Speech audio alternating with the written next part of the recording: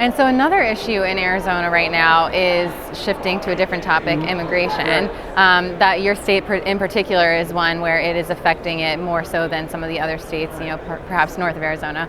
And President Biden's immigration plan involves kind of opening borders more, welcoming more foreign workers into the country.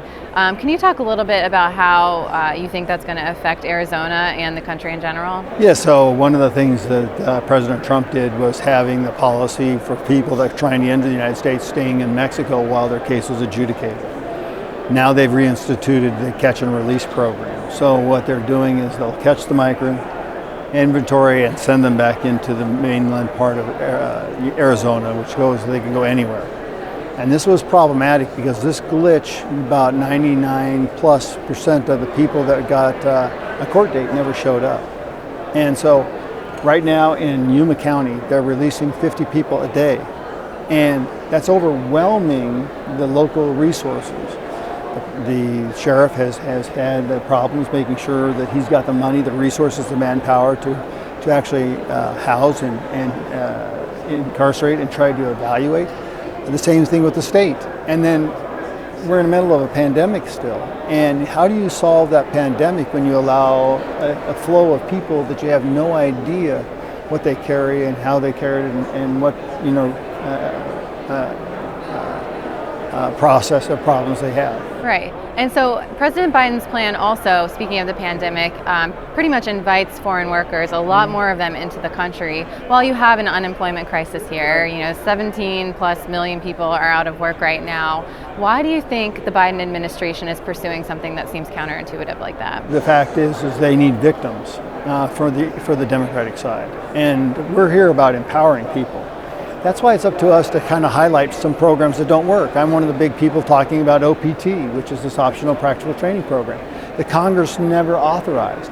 This is an uncapped intrusion of foreign workers that gives benefits to people like big tech, to bring in folks from China and from Pakistan and from India. And one of the problems that exists here is that they get a 15.5% discount to hire them over American citizens. And that 15.5% discount is the FICA withholding tax that puts money into Social Security and Medicare. And isn't it interesting now that we just got the new numbers for the insolvency of Medicare coming up shortly in 2024? These are people not putting in, or these companies are not putting in that money into those programs, and yet they'll be eligible down the road to get that. So it's a double dipping. So we have to highlight what doesn't work, but engage and promote legal immigration into this country. Republicans in general do have their work cut out for them as far as getting past some of these policy issues. We're here at CPAC where Democrats, for the first time, this is the first CPAC since Democrats have taken total control of Washington. Overall, what is your advice to the Republican Party on where it goes from here? So I think as any loss, you step back, you assess what transpired, how did it happen, and then try to make some solutions. But it's not by excluding people from the table, it's by including people at the table. A famous man once said that if somebody agrees with me 80% of the time, they're a friend, not a foe. And I think that was Ronald Reagan. I think those are words of wisdom from then, and they are words of wisdom today.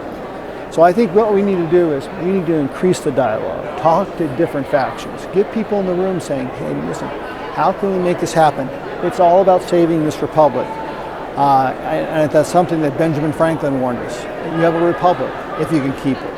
And so last question, you are going to be up for re-election in 2022 and you've got an open Senate seat there. Do you have any plans yet for 2022? I'll be running. Don't know what I'll be running for. Okay. I might be running from my siblings. I don't know. So, okay. But what we're here to do is do our representation for the people of our district. We're good about that. Yes. And we have a very active district and a very active state. And so for me, it's building that trust. Trust is a series of promises kept, and I intend to keep my promises.